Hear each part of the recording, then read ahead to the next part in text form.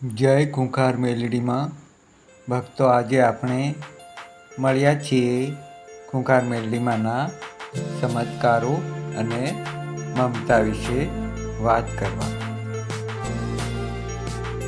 એ માં જેની કરુણા અસીમ છે, એ માં જય માતાજી. જે પોતાના ભક્તોને જય માતાજી. ક્યારેય એકલા છોડી નથી શકતી.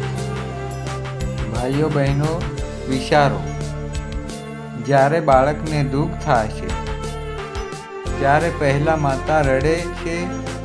એ જ રીતે જ્યારે ભક્ત પર કપરા સમય આવે ત્યારે મેલડીમાં પહેલાં વ્યાકુળ થાય છે. એ માં ભક્તના આંસુ જોઈને પોતે વ્યતીત થાય છે. આજનું પ્રવચન માત્ર શબ્દો નથી, પણ અનુભવ છે. જીવન ચમત્કાર છે. મિત્રો, જ્યારે કોઈ પાસે રસ્તો ન હતો ત્યારે મેલડીમાએ પ્રકાશ આપ્યો છે. રોગમાં પીડાતા ભક્તને માએ આરોગ્ય આપ્યું છે. અંધકારમાં પ્રકાશ આપ્યો છે. ખાલી વાસણમાં અનાજ ભર્યું છે. જય ખૂંખાર મેલડીમાં. તરસેલા હોઠ પર પાણી વરસાવ્યું છે. જે સાંભળે એના હૈયામાં તરંગ જાગે છે. આંખમાં પાણી આવી જાય છે. એ માનો પ્રેમ એવો છે કે મનુષ્યના હૃદયની કઠોરતા ઓગળી જાય છે. એક વાર્તા સાંભળો. એક ભક્ત ગરીબ હતો. ઘરમાં ખાવાનું નહોતું. રોજ રડતો હતો. રાત્રે મેલડીમાં સપનામાં આવીને બોલી, બેટા, ચિંતા ના કર, તું એકલો નથી.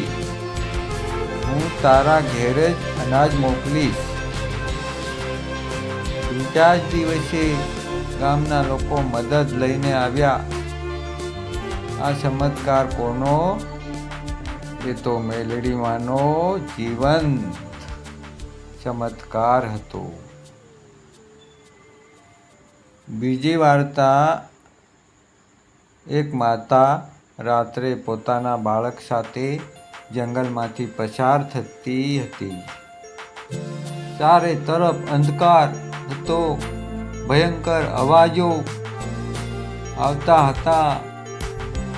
તે માં ડરી ગઈ. ત્યારે ખૂંખાર મેલડી માં પોતે સિંહ પર આવીને માર્ગ બતાવ્યો અને સુરક્ષિત પહોંચાડ્યા. ભક્તો, વિચારો, કેવો આદર કરવો જોઈએ એવી માતાનો. જીવનમાં કેટલાય ભક્તો કહે છે, જય ખૂંખાર મેલડીમાં. અમે નિરાશામાં હતા. દવાના પૈસા નહોતા. રોગ મોટો હતો. પણ મેલડીમાએ ચમત્કાર કર્યો. ડોક્ટર પણ બોલ્યા કે આ તો અસંભવ છે, પણ માએ બધું શક્ય કરી દીધું. મિત્રો, આવો હવે થોડી ક્ષણો માટે આંખ મીચીને મેલડીમાને યાદ કરીએ. મનમાં જય ખૂંખાર મેલડીમાં બોલીએ. અને તમે અનુભવશો કે અંદરથી એક શક્તિ જન્મે છે. ભક્તો, દુઃખ જીવનમાં આવશે, પણ જ્યારે બધા છોડીને જશે ત્યારે એકમાત્ર મેલડીમાં તમારી બાજુમાં ઊભી રહેશે. એટલા માટે રોજ સવારે સાંજે જય ખૂંખાર મેલડી માં બોલજો. ઘરમાં પવિત્રતા આવશે. દુઃખ દૂર થશે. સંતોષ મળશે.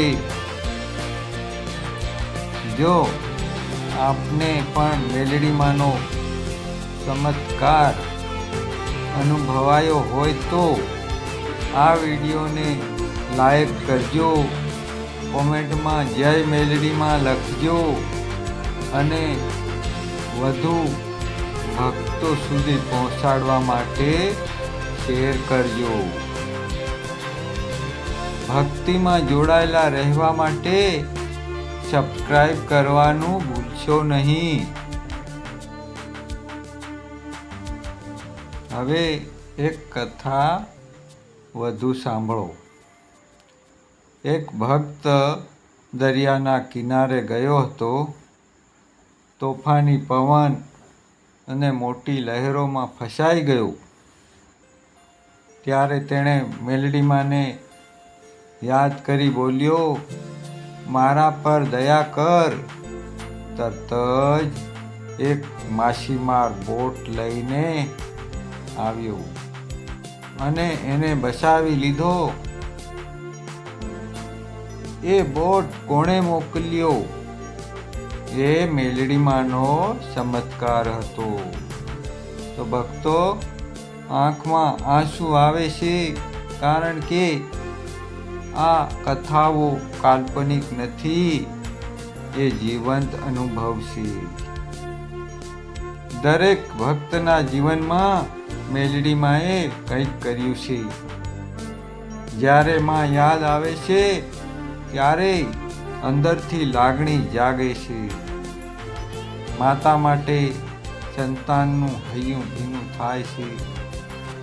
એ જ રીતે મેલડીમાં માટે ભક્તનું હૃદય ભીનું થાય છે. એક દીકરી હતી. લગ્નમાં મુશ્કેલી હતી. ઘરમાં દુઃખ છવાયેલું હતું.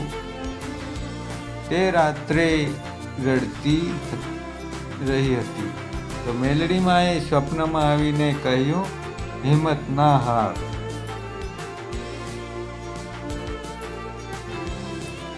થોડા જ દિવસમાં શુભ સમાચાર આવ્યા. દીકરીના લગ્ન થઈ ગયા. ભક્તો, આવા ચમત્કારો આપણે રોજ સાંભળીએ છીએ. જીવનની દરેક સમસ્યા માટે મેલડી પાસે ઉપાય છે.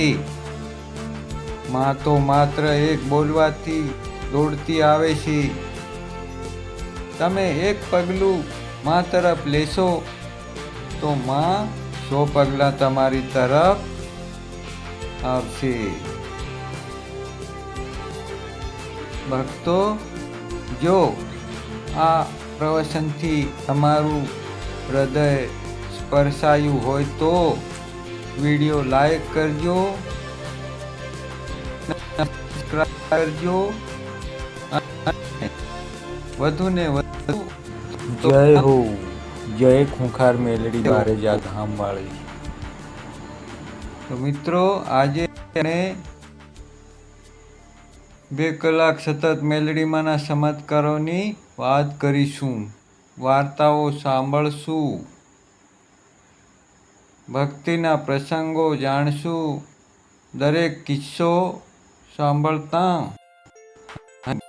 તે અને આંખમાં પાણી આવી જશે, કારણ કે એ માં સાચી છે, જીવન છે. ભાઈઓ બહેનો, એકવાર વિચારજો કે જ્યારે દુનિયા તમને ભૂલી જાય ત્યારે કોણ તમને સંભાળે? એ મેલડી માં જ છે. જ્યારે મિત્ર છોડી જાય, સંબંધીઓ અવગણે, ત્યારે એકમાત્ર માં જ છે જે કહે છે, બેટા તું ચિંતા ના કર, હું તારી સાથે છું. આજનું આ પ્રવચન એ જ સંદેશ આપે છે. મેલડીમાં ક્યારેય ભક્તને એકલા નથી છોડતી. તે દરેક મુશ્કેલીમાં સહારો આપે છે. મિત્રો, જો તમને લાગે છે કે આ વાતો તમને સ્પર્શે છે તો તરત જ કોમેન્ટમાં લખજો જય મેલડીમાં, જેથી બધા ભક્તોમાં ભક્તનો રંગ સવાઈ જાય.